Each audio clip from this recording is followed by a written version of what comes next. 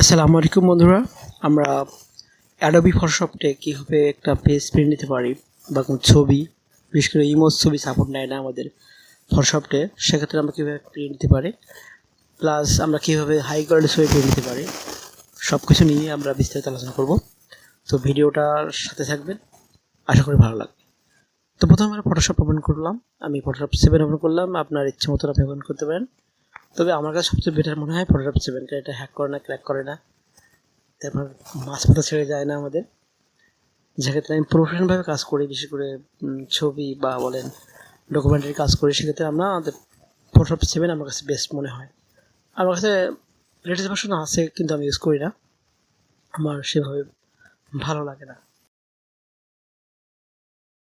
তো প্রথমে আমরা ফটোশপ ওপেন করলাম। ওপেন করার পরপরই আমরা যে পেজটা ওপেন করব, প্রিন্ট দেবো, সেটা আমরা ছবিটা এখানে মাউস পুশ করে ড্র্যাগ করে ফটোশপে ছেড়ে দিলাম, দিলে আমরা ছবিটা প্রিন্ট করতে পারবো। তো প্রিন্ট করার জন্য ফটোশপের নিয়ম হচ্ছে নিউ পেজ নেওয়া। এখান থেকে ফাইলে এসে একটা নিউ পেজ নেবেন, নিয়ে জাস্ট এখান থেকে খেয়াল করবেন প্রথমে নেম, ডকুমেন্ট নেম আপনি আনলিমিটেড আপনার ইচ্ছে মতো আপনি নাম রাখতেও পারেন, কোনো ব্যাপার না।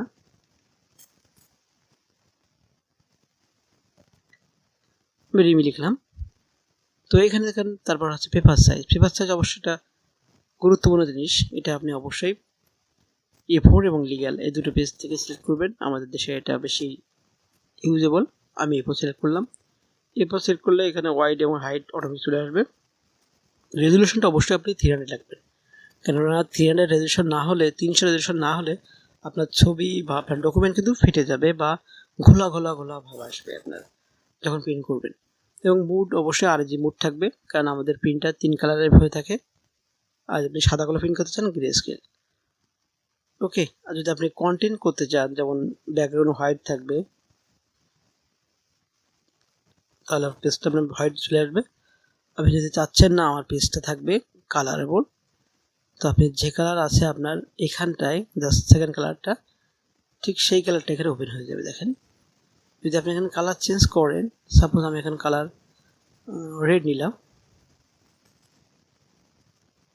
নিয়ে আমি আরও একটা পেজ নিলাম, নিউ পেজে এসে, তো দেখেন ব্যাকগ্রাউন্ড কালার এখানে আমার কালার লাল চলে আসছে। তাহলে সাদা, স্কাই ব্লু এবং রেড। এরপর আসে আমাদের নিউ পেজে আসলাম, আবারও এসে যদি ট্রান্সপ্যারেন্ট এটা ক্লিক করি, তো দেখেন আমাদের যে ব্যাকগ্রাউন্ড ইরেজার, যে ব্যাকগ্রাউন্ড রিমুভার, ঠিক তেমন একটি পেজ আমাদের সামনে হাজির হলো ইত্যাদি। তো পেজ প্রিন্টের জন্য আমরা যেমন একটা নিউ পেজ নিলাম এবং আমাদের Ctrl+R প্রেস করে রুলারটা নিলাম।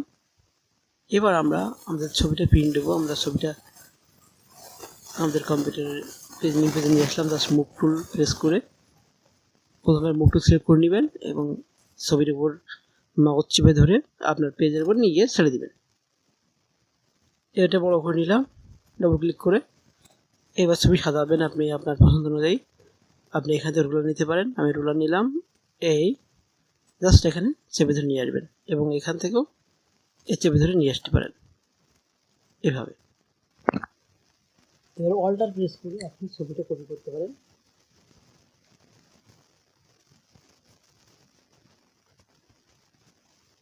একটু বড় করে নিলাম যাতে নিখুঁত হয়। নেক্সট বড় ছবি কপি করলাম। আপনি রুলার দিয়ে সাজাতে পারেন, যাতে আপনার বারবার সাজানোর সময় সমস্যা না হয়।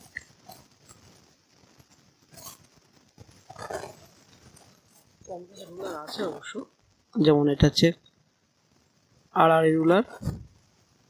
আমি যে কোনো ছবি খুব দ্রুত এখান থেকে সাজাতে পারি, কারণ আমি প্রফেশনালভাবে কাজ করতে হয়।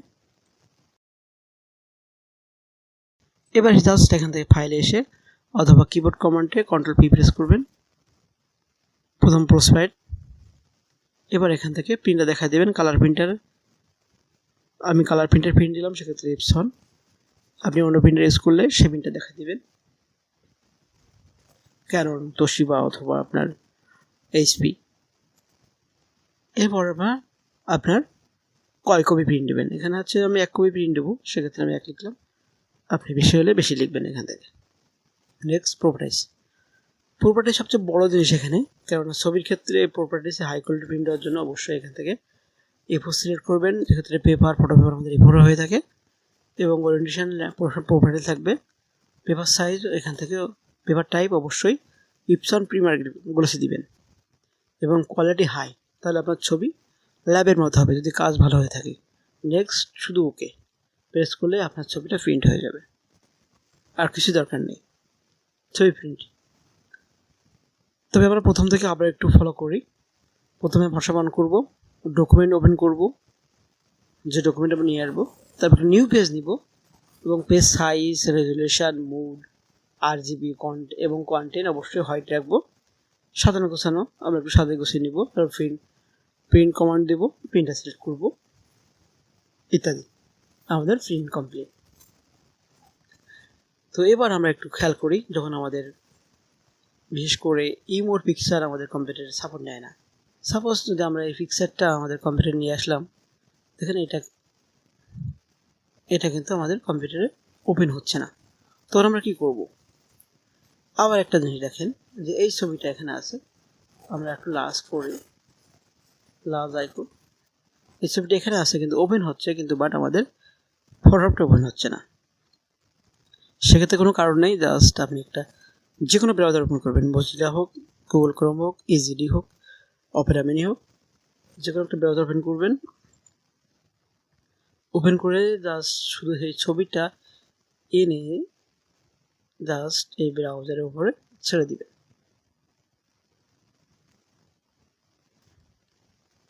ছবিটা এনে ব্রাউজারের উপর ছেড়ে দিবেন, ছবিটা এখানে ওপেন হয়ে গেছে। আমার কাছে নেট কানেকশন নেই, তারপরে কিন্তু ছবিটা ওপেন হয়ে গেছে বা পাসপোর্ট ওপেন হয়ে গেছে। এবার জাস্ট এর উপর ক্লিক করে জাস্ট রাইট বাটন ক্লিক করবেন, সেখান থেকে মাউসের রাইট বাটন ক্লিক করার পর কপি ইমেজ ক্লিক করবেন, কপি ইমেজ অনলি ফর এটা ক্লিক করবেন, এবং ফটোশপ ব্যাক করবেন। সেখানে এসে নিউ পেজ নেবেন, একটা নিউ পেজ হোয়াইট A4, ওকে।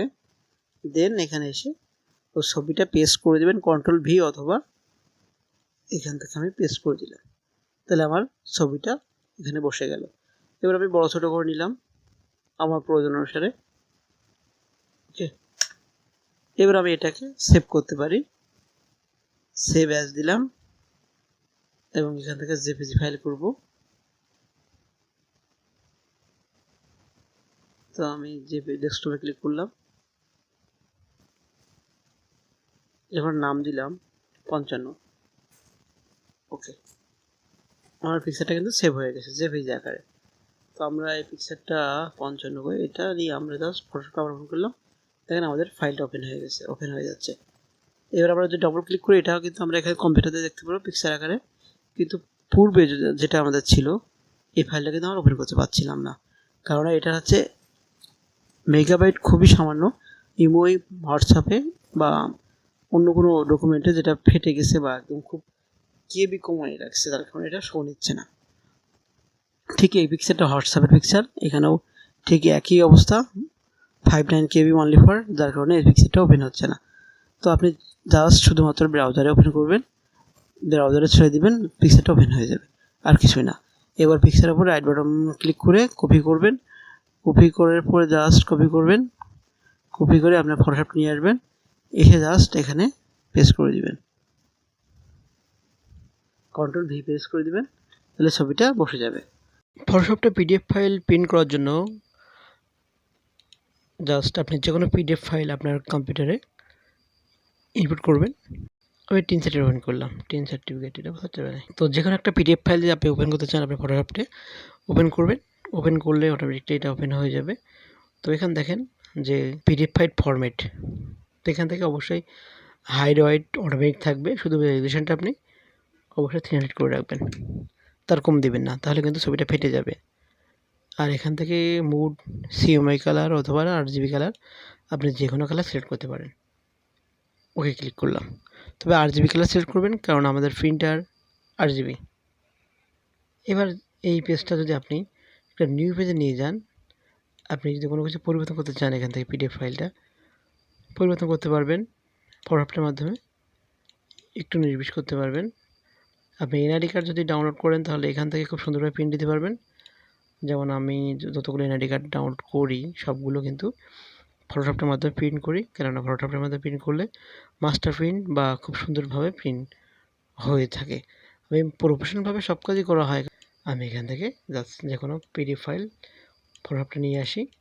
আর সবচেয়ে বড় সুবিধা হচ্ছে ফটোশপ 7 আপনি যে কোনো ফাইল নিয়ে আসতে পারবেন, ক্রপ করবে না, এটা হ্যাক করবে না। অন্যান্য ফটোশপ সবগুলো আপডেট, যার কারণে একটু ঝামেলা করে বা কম্পিউটার ফিগার অনুযায়ী একটু ঝামেলা হয়। তো সবচেয়ে আমার চয়েস এবং আমার রিকমেন্ড থাকবে আপনি ফটোশপ 7 ইউজ করবেন। ধন্যবাদ।